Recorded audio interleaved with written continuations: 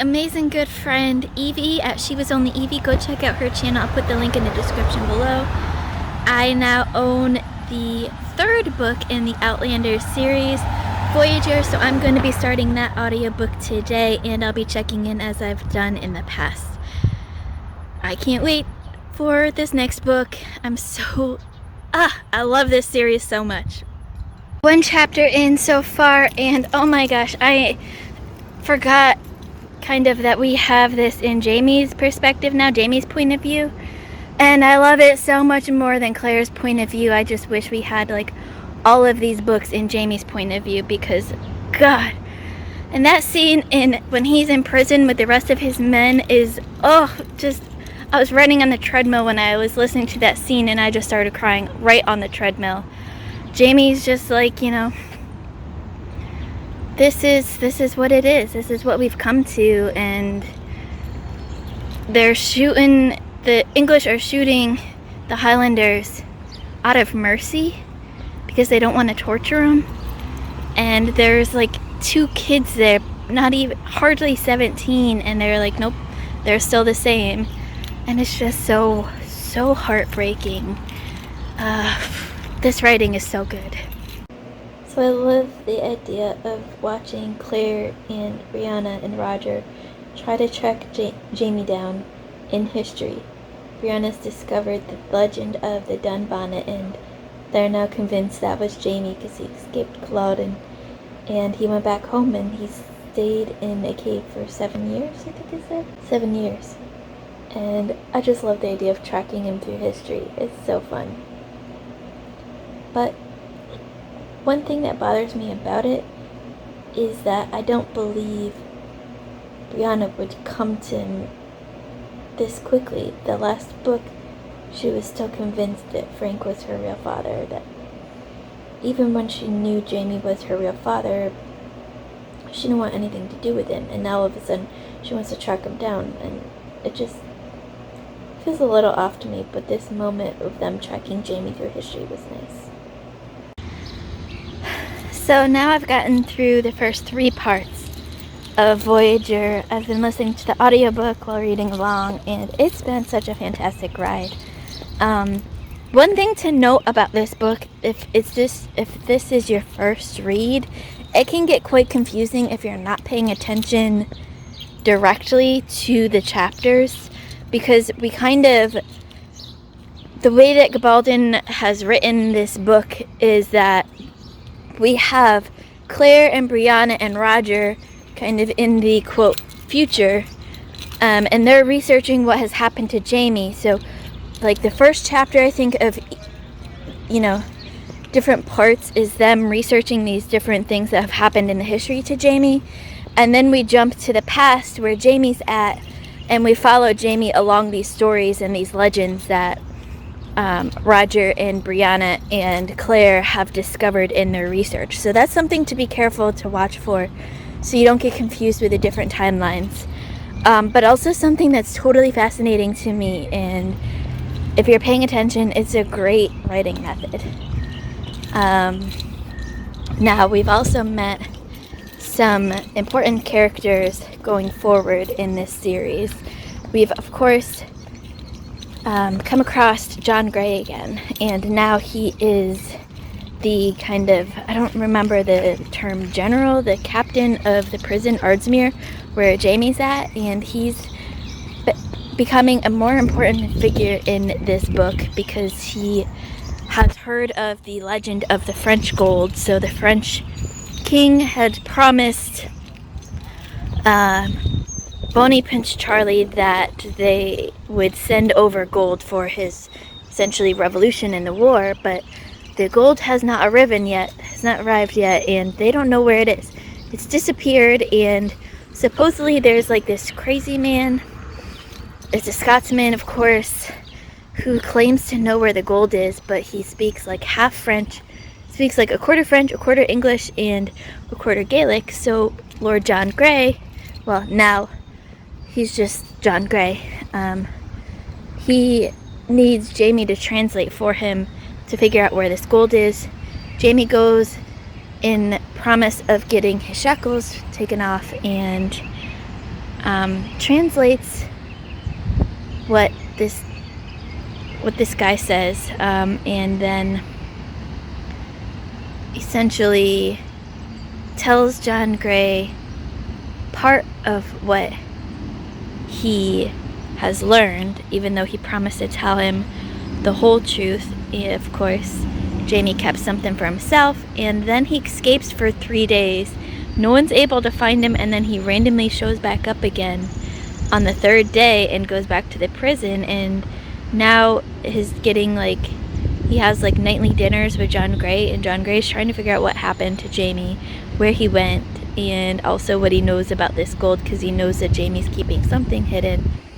But Jamie won't tell him anything, but they're starting to become more kind of strange acquaintances, and John Gray is starting to give in to some of Jamie's demands and the requests for the prisoners. He's starting to learn really how this prison is run, and he's not really the one in charge. The guards are forced Jamie. They woke him up with like freezing cold water and then froze him, and the prisoners aren't hardly getting any food. They're eating rats to sustain themselves, and there's all of this, you know, truth coming out about the prison that John Gray is now discovering, and so we're getting a lot of that. We've also met Duncan and Ness, who will become an important figure later on in, I think, the later books. I don't think he becomes as important during this book, but he is a fellow prisoner with Jamie, and so we'll see him show up again later on.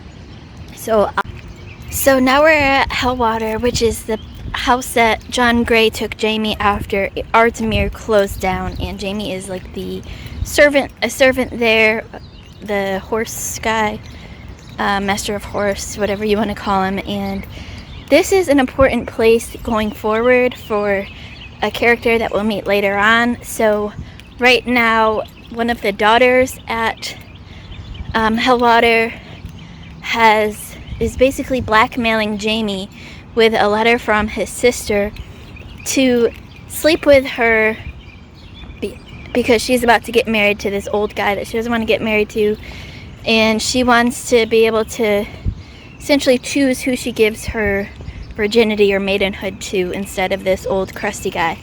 And so she's blackmailing Jamie into sleeping with her because she has discovered he's been writing these secret letters to this person. She thinks it's his like lover, but really it's Jenny, his sister.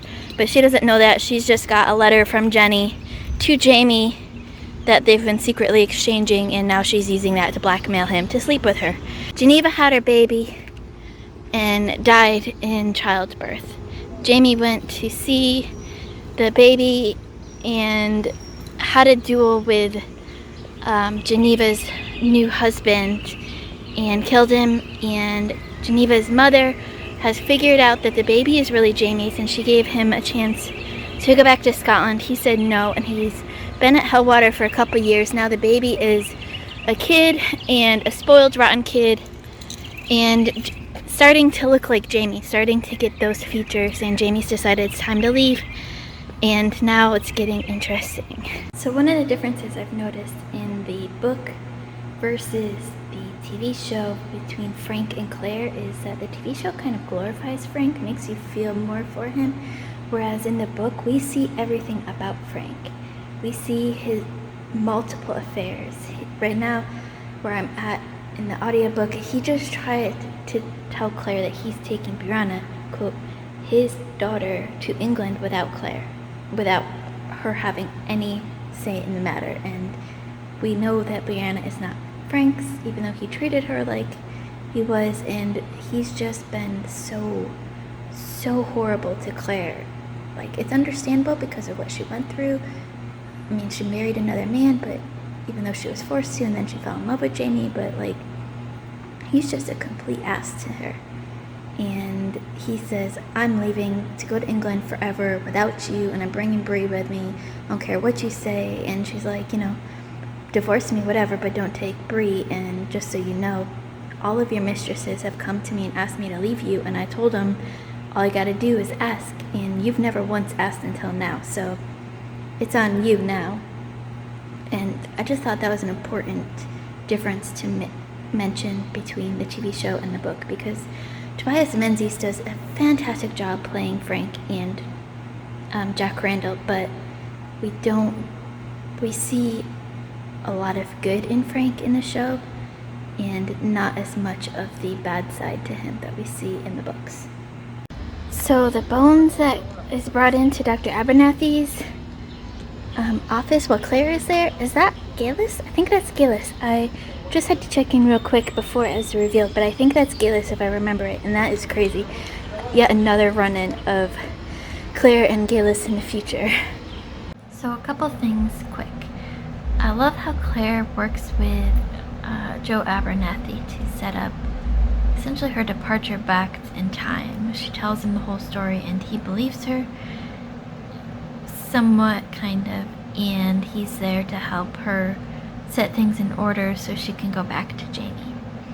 And then that last bit right before part 6 starts, the end of part 5, when Claire is ready to go back, she's got all of what she can bring with her, and she's at the Standing Stones, Craignadoon, and then she finds Roger and Bree there, and they're basically there to pressure her into going because Claire's still not sure whether she can really do it or not mentally. So Brianna says, either you're going or I'm going, and Claire says, you're out of your mind, and then Brianna says, you need to go back. He gave you me, and now I need to give you him back. And that scene is so special. So special. So Claire has finally gone back, and she found Jamie, and Jamie was like, just fainted almost straight off. He saw Claire, they spoke for like 2 minutes, and then he fainted because she was really there, and it wasn't a hallucination. And that moment was played well in the show, I think. It was just hilarious. But Diana Gabaldon in the book actually kind of just like sweeps by it. She mentions it, says, and Claire says, I hold his head in my lap now, just like he did on our wedding day, and then they move on. But it's just funny to see Jamie, such a big, ginormous man, strong man, prideful man, just faint straight out because his wife has come back in time for him. And I love that moment so much. Oh, when Claire shows Jamie the pictures of Brianna growing up, it's just so... it warms my heart. He's like, that's a girl. I thought it was a boy, Brianna. And it's just so heartwarming. I love it. So once Jamie comes back from his unconsciousness, his fainting, they kind of reacquaint themselves with each other, and they're both so nervous because it's been like 20 years since they saw each other, and Claire went back into the future and now she's back in the past, and they're both just, it's so sweet because Jamie asks, I want to kiss you, can I? He doesn't just go for it, even though he could, because he's her husband and they love each other, and you know, in the times how the husband can do whatever they want, but he takes the time to ask Claire if it's okay. And it's just so perfect of Jamie, and just so sweet, and I love it, and I can't wait to see them get to know each other again and for him to learn about Brianna. So chapter 26, a lot happens. We meet Mr. Willoughby, we see Ian again, and then we meet young Ian, and Mr. Willoughby kills a man that they thought was an exciseman coming to get Jamie's illegal brandy, but it turns out to be someone totally different. We have no idea who he is. There's a murderer running around Edinburgh killing young women prostitutes, and we meet older Fergus again, 20 years older, so now he's about 30, and he's missing a hand. He's got one hand missing. If we paid attention in the last book, we know that Fergus was the young boy in the legend of the Dunham Bonnet who got his hand chopped off by the English. And so that's where we've left it there. So in these last couple chapters that I've read, we learn about why Jenny kind of pushed Jamie to marry Laoghaire. She noticed that they were both very lonely, and she said Jamie just couldn't be alone. That's like his personality. He has to be around people, he has to love, he has to have purpose, and without a wife and kids, he didn't have this. And so she pushed him and Laoghaire together because Laoghaire was a widow twice now with 2 young daughters, and she felt like they both needed each other. And that's kind of what Jamie said too when Claire asked him.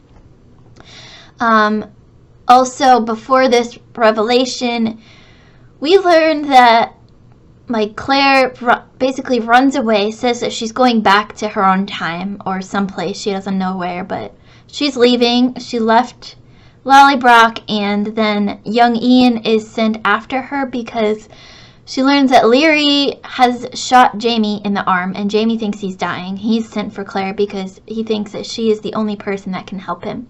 So she goes back to Lallybroch and nurses Jamie back to health. He's not dying after all, but he did have a really bad fever.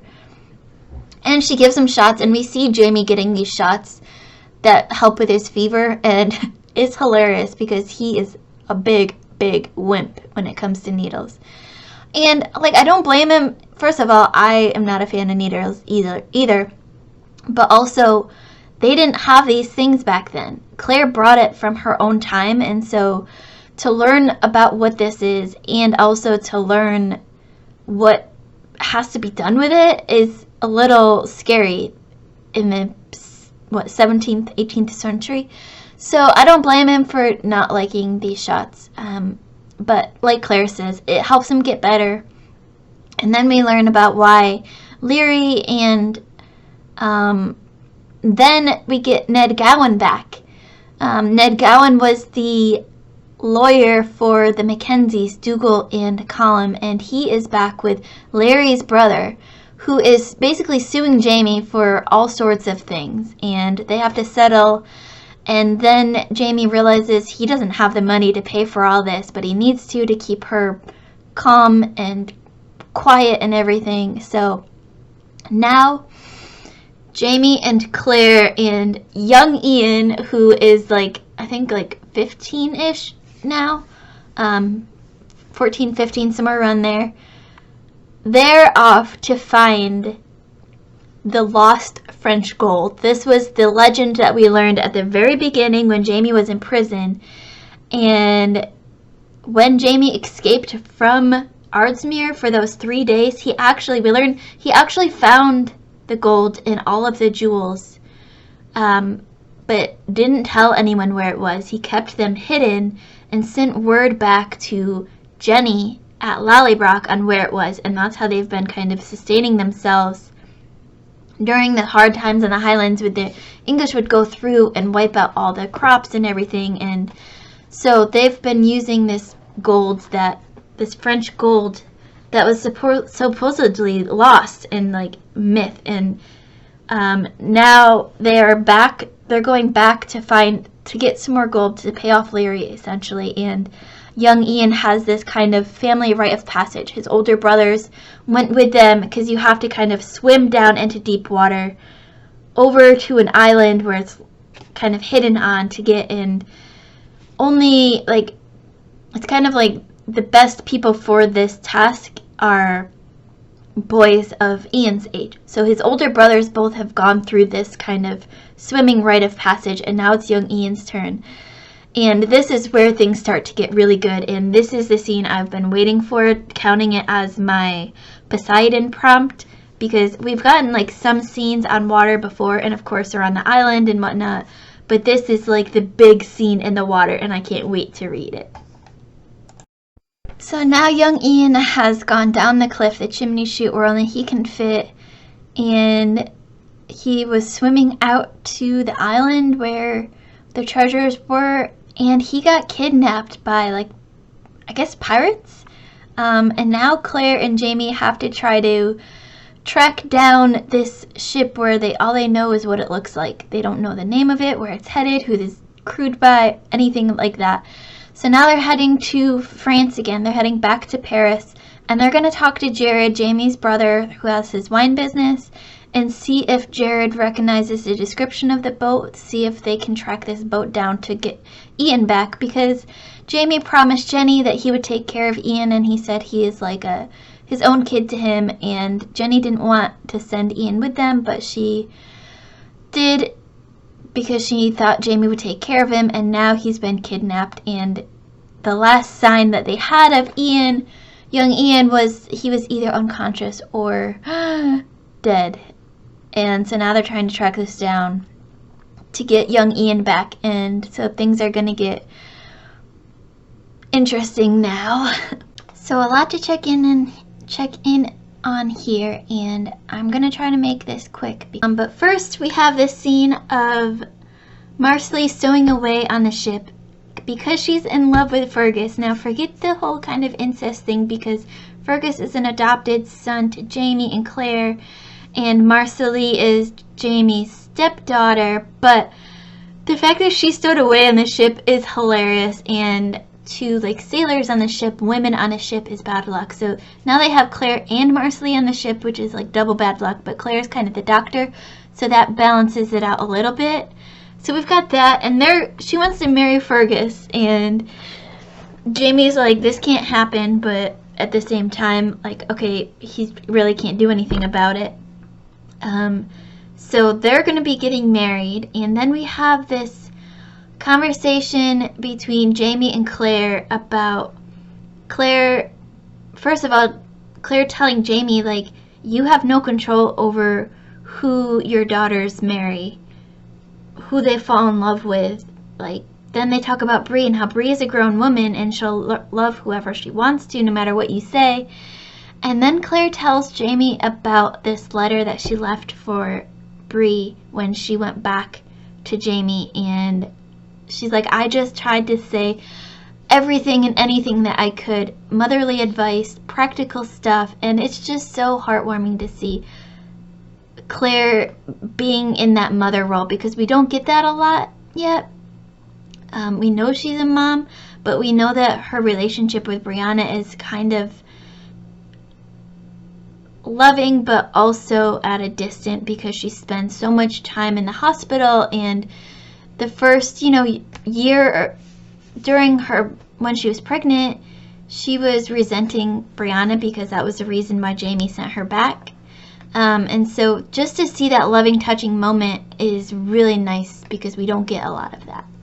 So they're back at Lallybroch now. They had to take young Ian back because he got into trouble and ran off when he wasn't supposed to, blah, blah, blah, blah, blah.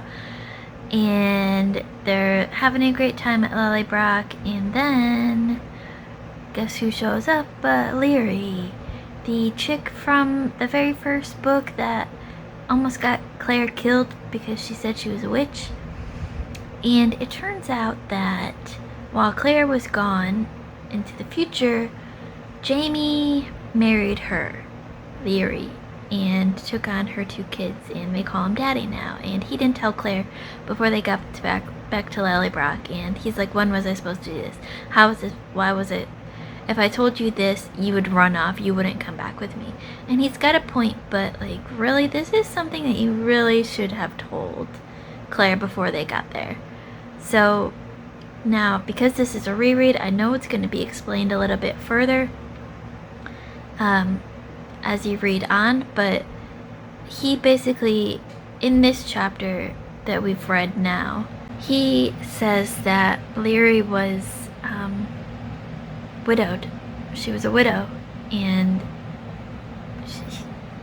he married her because she needed a man, and he took her 2 girls down as his own kids, not knowing where Claire was or if she was alive or his baby or anything. And so this is an interesting kind of moment here, because yes, Jamie should have told Claire, but also Claire went back in time because Jamie, forced her to with the baby, Brianna, but she, after a while moved on with her life with Frank and everything. So you kind of feel sympathy for both characters at this moment, and it's an important moment, I think, in Voyager, and I can't wait to see, how Claire deals with this going forward. So a lot to check in on now. We have gone searching for Ian, and while they were at sea, Claire went aboard another ship that they said that everyone was sick, and they kind of kidnapped her and took her to the island where they were going anyways. But then she met this Jewish naturalist there that knew Jamie, and knew Jamie's real name because he's been going under aliases this whole book. Jamie comes and saves Claire again, and then we get a wedding with Marcelly and Fergus, and Jamie gives Fergus his last name, and it's so sweet. So what I gather now is that Jamie and Claire somehow have like a slave or something, and Jamie is not happy about it at all. Neither is Claire, and they're trying to figure out what to do with him now. Set him free or what. It's a complicated situation. This chapter we learned of what really happened to Murtaugh, which is completely, totally different than the TV show, just so you know. The TV show completely blows this up. So what happens in the book, what really happens to Murtaugh, is that he died at Culloden saving Jamie from Jack Randall. And his last words to Jamie was, "Don't be afraid, it doesn't hurt to die." And Murtaugh was Jamie's godfather, and he promised his mother that he would look after Jamie even if it meant his life, and that's what he did at Culloden. And the TV show, he doesn't die at Culloden, and he goes on for more seasons, and I love the actor that plays Murtaugh, but this felt like the perfect arc for his character. So we've met Lord John Grey again, and Claire learns the truth about what happened after Artsmere at Hellswater, and she learns about Willie, and then after they leave Lord John Grey's manor on the island, they get back to their own rooms, they have a conversation about it. And Jamie says, "I wanted to tell you, but I didn't know how, because you would never have believed me, and you would have thought I just ran around sleeping with all these women. And you wouldn't have, I didn't know if you would have known the difference between Geneva, who just wanted my body, and Larry, who needed my name and my hands, essentially the work, and I didn't know if you would be able to love me again after that." And the fact that everything that Lord John Grey put Jamie through, and they can still be friends because he took Willie on his own as his own son, is just like a true testament. That's like such a special friendship between Jamie and Lord John Grey, because Lord John Grey wants Jamie with everything that he has. He loves Jamie with everything that he has, and Jamie loves Claire with everything he has, and they can't be together, obviously. But there's a moment between Lord John Grey and Claire that was just so special. Lord John Grey is telling Claire about stuff that happened at Artsmere and Hellwater, and his love for Jamie. And he says, "Do you know what it is to love someone and never, never be able to give them peace or joy or happiness? To know that you cannot give them happiness, not through any fault of yours or theirs, but only because you were not born the right person for them."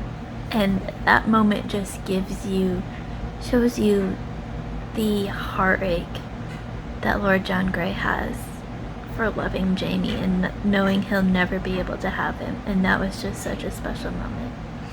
And you can tell it's made me cry. Chapter 60 is a hard one.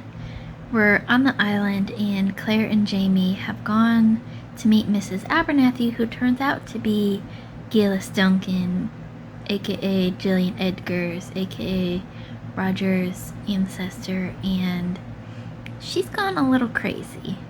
She's now knows that Claire was back at Craignadoon in the future, was the person that saw her right before she went through the stones, and she has been doing a lot of research on how to go through stones, but Gillis learns that Claire doesn't need anything to go through the stones. She thinks that you need a blood sacrifice and fire to go through, and now these gemstones. But Claire's like, I just went through. I didn't have anything. I didn't make any sacrifices or anything. I just went. And Gillis is fascinated by this. The reason why they're at Gillis's house, her mansion, is that they believe that Ian is being held there captive. And so Claire is keeping Gillis distracted and busy. Meanwhile, Jamie is trying to surreptitiously look for Ian while also getting like a tour by the only white man there, essentially. The overseer, that's what it is. So while Claire is talking to Gillis and keeping her distracted, Jamie's off touring the property with the overseer, trying to see where Ian's being held. He finds out where he is almost fairly certain that Ian is being held, and comes back, and they leave Gillis's house, and they're caught in a rainstorm, an island rainstorm, so they make their own shelter. And then Jamie realizes that one of the pictures of Brianna, so when Claire went back, she brought back pictures of Brianna, like Polaroids essentially, so Jamie could see his daughter. And Jamie had these in his coat pocket, and Gillis stole one of them while Jamie was off with the overseer, and Claire didn't realize this until it was too late. So now we've got to figure out why Gillis would steal one particular picture of Brianna as a grown woman standing next to a fire. And this is going to turn out to be really, really interesting. But I got distracted. So the reason why this chapter is really hard, I think, is because she just passes off her attempted murder, an accusation of witchcraft. She's like, yeah, this is what happened. I disguised, I used another old dead lady as me and watched her burn to death. But the other, so there's that, and why won't you focus? And then there's the other part is that Gillis has all these slaves at the house, and her language towards the slaves is very, very hard to read. She uses the N-word, and I can't even talk about it because but I wanted to warn you all. I'm assuming since you've made it this far that you've read this book before, but yeah, Gillis's, I couldn't let that go unacknowledged. Gillis's attitude towards slaves, I mean, obviously even owning slaves is wrong and immoral, and she should not put people in slavery like that. And then she refers to them the way that she does and treats them like they are so far beneath her that it just makes you despise Gillis Duncan even more than we already have. And so that's that. Oh, so one last thing. So at the end of chapter 60, we find out that in order to save Ian and get him away from Gillis, Jamie has to go ask Lord John Grey for his help because he needs men and arms. weapons, and Jamie doesn't have the weapons. He's got some men that he can count on, but he doesn't have the weapons. So now he's got to go and ask Lord John Grey for yet another favor. So as I get near, I'm about 100 pages from the end, a little less, and things are starting to happen. Revelations are starting to come out. We've just learned that there's this old Gaelic prophecy that someone from the Frasers of Lovett, the Lord Lovett, Jamie's grandfather, is going to be the new ruler according to this prophecy. And we learned this through the Reverend Campbell, who Claire met back in Edinburgh, and he is at Gaelus's house. And Gaelus has been researching this prophecy, and so now we've got to figure out why she's researching and where she's gone, because she's just disappeared and didn't even tell her Reverend where she's at. So things are happening now, they're popping. So a lot more has happened since then. Willoughby says that the Reverend Campbell was the serial killer in both Edinburgh and on the island. The serial killer, if you remember, was killing young women, prostitutes, and he says he was it. And then Reverend Campbell threatens Claire, and Willoughby and Claire kill him. And then Claire escapes, and she finds Ishmael, the slave, one-armed slave, and Margaret Campbell, who's the Reverend's sister, and there's like some kind of weird ceremony that happens, and Margaret is like what they called her, the Oracle. She can channel different people, and at first, like, reading this, I thought it was kind of like channeling the ancestors, the ghosts, but then she channels Brianna, and it's different than what you see in movies, because Claire says that she heard Brianna's voice. So it's not just like her pretending to be Brianna or whatever. She essentially brings Brianna there through voice, and that is a crazy scene. And now they know where Gaelis and Ian are heading, so now they're gonna go and try to save Ian from Gaelis, and the weird things are gonna start happening now. So Jamie and Claire found Ian and Gaelis, and Gaelis went totally crazy, and Claire kind of killed Gaelis with an axe after she tried to shoot Jamie in the head.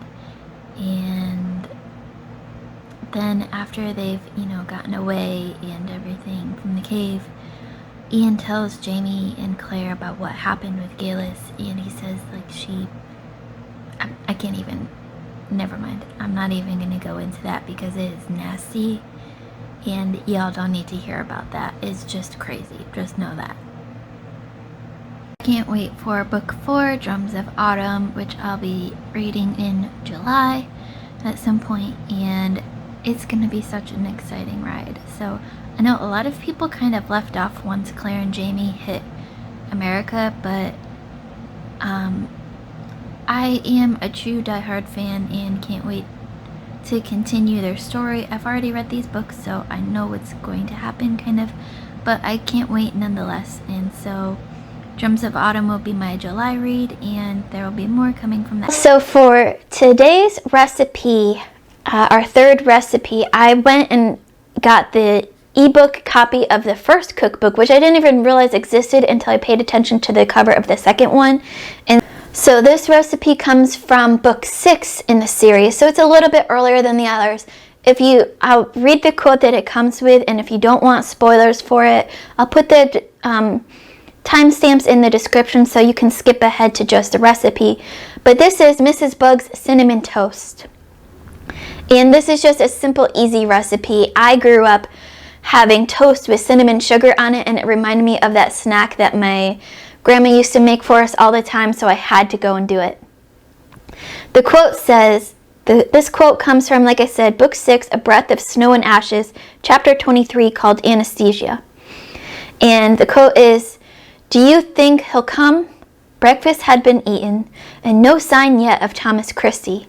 After a night of broken sleep, in which I dreamed repeatedly of ether masks and surgical disasters, I wasn't sure whether I wanted him to come or not. He'll come. Jamie was reading the North Carolina Gazette, 4 months out of date, while munching the last of Mrs. Bug's cinnamon toast. Look, they've printed a letter from the governor to Lord Dartmouth, saying what an unruly lot of seditious, conniving, thieving bastards we all are, and asking General Gage to send him cannon to threaten us back into good behavior. I wonder if MacDonald knows that's public knowledge.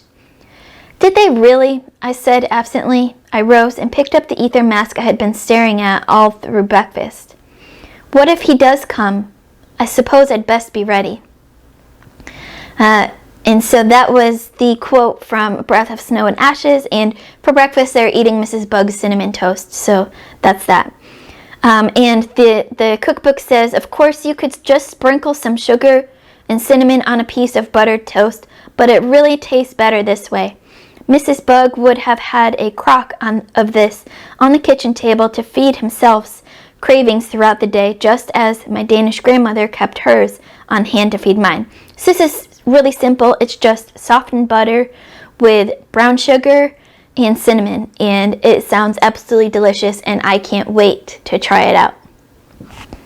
So now I'm about to make Mrs. Bug's cinnamon toast, and this is what it's gonna look like. It's basically a spread that you can put onto some toast or oatmeal if you want. I've got all the ingredients in here, and you just kind of mash them together and then use them when you want, and you can store it in the fridge or the freezer for a good long while. So I've got my mixture of 1 stick of softened butter, a 1/4 cup of brown sugar, and about 2.5 tablespoons of cinnamon, all ready to go. I'm just gonna spread this on my toast and test it out.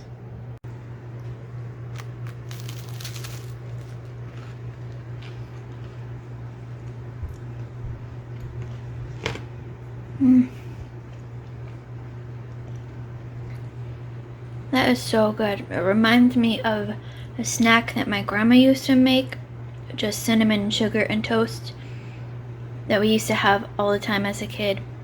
Brought me right back to my childhood. So don't forget to like, comment, subscribe. Come to the Discord and talk about all this stuff with me. All of the recipes that I make are going to be on my Discord. As always, my Patreon and Discord information will be in the description below. Keep reading, and I love y'all to the moon and back. Bye.